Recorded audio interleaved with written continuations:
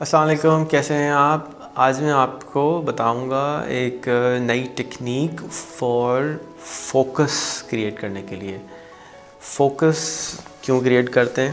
مثال کے طور پہ ہم نماز پڑھ رہے ہوتے ہیں اور نماز پڑھتے ہوئے ہم سر بھی کھجا رہے ہوتے ہیں اور ہاتھ بھی کھجا رہے ہوتے ہیں اور بازو بھی کھجا رہے ہوتے ہیں، تو ہمارا جو فوکس ہے، دھیان ہے، وہ وہاں نہیں ہوتا ہے اور وہ پتہ نہیں کہاں چلا جاتا ہے۔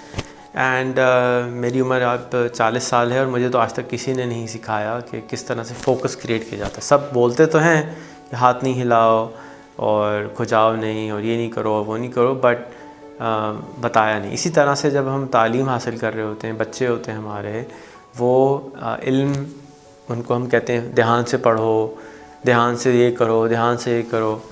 what is this؟ وہ کرتے کیسے ہیں؟ I mean how do you bring that دھیان پکچر میں آئے گا کس طرح سے؟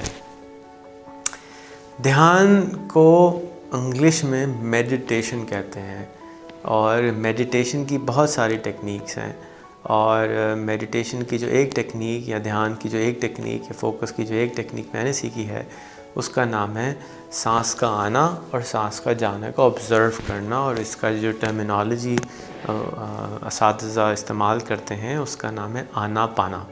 آنا پانا، آنا پانا، آنا اور جانا۔ آنا پانا ایک بہت پرانی میڈیٹیشن کی ٹیکنیک ہے، اور یہ ایک ٹول ہے، ٹیکنیک ہے، جس کے ذریعے آپ اپنے فوکس کو انکریز کر سکتے ہیں اور آپ کنٹرول کر سکتے ہیں بغیر کسی ایکسٹرنل فیکٹر کے، کسی بھی باہر کی چیز کے، فوکس کو انکریز کرنے کے لیے۔ مثال کے طور پہ بہت سارے جو استاد ہیں وہ کوئی چیز کے اوپر دیکھنے کو کہتے ہیں، فوکس کرنے کو، کسی چیز کے بارے میں سوچنے کو کہتے ہیں، کسی چیز کو ورڈ کو ممبل کرنے کے لیے کہتے ہیں، کسی لفظ کو دہرانے کے لیے کہتے ہیں۔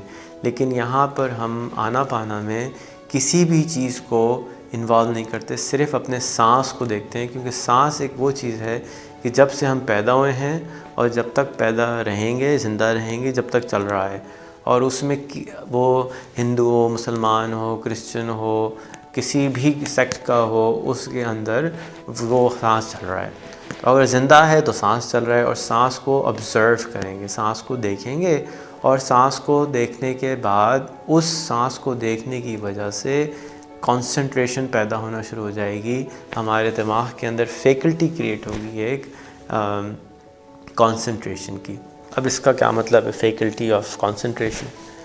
مجھے اللہ تعالیٰ نے 2 ہاتھ دیے ہیں، ان ہاتھوں سے میں ایک ایکس اماؤنٹ آف وزن اٹھا سکتا ہوں۔ مثال کے طور پہ میں 10 کلو اٹھا سکتا ہوں، 20 کلو اٹھا سکتا ہوں۔ لیکن ہم اپنے چاروں طرف دیکھتے ہیں کہ کچھ پٹھان لوگ ہوتے ہیں، وہ انہی ہاتھوں سے بہت بڑے بڑے وزن اٹھا لیتے ہیں، اور ان کو کوئی منہ پہ اتنی سی نہیں کرتے ہو، اور ہم ہلکا سا وزن اٹھاتے ہیں تو آئی اوئی نکلنا شروع ہو جاتا ہے۔ اور اس کی وجہ کیا ہے؟ اس کی وجہ یہ ہے کہ ہم کیونکہ وزن نہیں اٹھاتے روز، تو ہمارے جو مسلز ہیں یہاں پہ وہ کریٹ نہیں ہوتے، اور وہ مسلز نہ ہونے کی وجہ سے ہمارے اندر فیکلٹی نہیں ہوتی وزن اٹھانے کی۔ بالکل اسی طرح کیونکہ ہم کبھی ہمیں سیکھا نہیں کہ دھیان کیسے دینا ہے، تو ہمارے پاس وہ فیکلٹی نہیں ہے دماغ کے اندر فوکس کرنے کی۔ لیکن اگر ہم روز وزن اٹھاتے رہیں، آج 10 کلو، کل 11 کلو، پرسوں 12 کلو، تو 1 مہینے کے بعد ہم آرام سے 100 کلو وزن اٹھا سکتے ہیں، اور ہمارے کچھ بھی او نہیں نکلے گا، اور ہمارے اندر مسلز کریٹ ہو جائیں گے، وہ فیکلٹی وزن اٹھانے کی کریٹ ہو جائے گی، جس سے ہم وزن اٹھا سکیں گے۔ تو آنا پانا سیکھتے ہیں کہ کیسے کیا جاتا ہے۔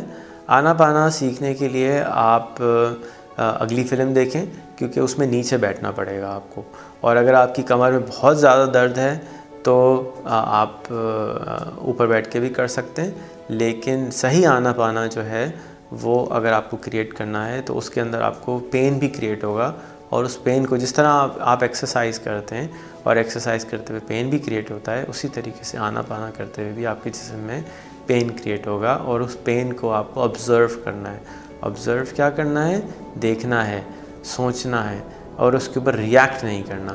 مثال کے طور پہ اگر کوئی مجھ کو گالی دے تو میں اس کو آبزرو کروں، میں اس کے اوپر ریاکٹ نہیں کروں، اور میں دیکھتا رہوں، مسکراتا رہوں، ٹھیک ہے جی، مجھے آپ نے گالی دی، کوئی بات نہیں، مجھے بولنے کی بھی ضرورت نہیں ہے کچھ، ٹھیک ہے، وہ بولتا رہے اپنی طرف سے، میں اس سے لے ہی نہیں رہا، وہ گالی دے رہا ہے، میں لے ہی نہیں رہا۔ تو ریئیکٹ نہیں کریں گے. تو ہم اگلی فلم میں دیکھیں گے کہ آناپانا کو بیٹھ کر کیسے آبزرو کر کے کیسے کریں گے. ٹھیک ہے, اللہ حافظ.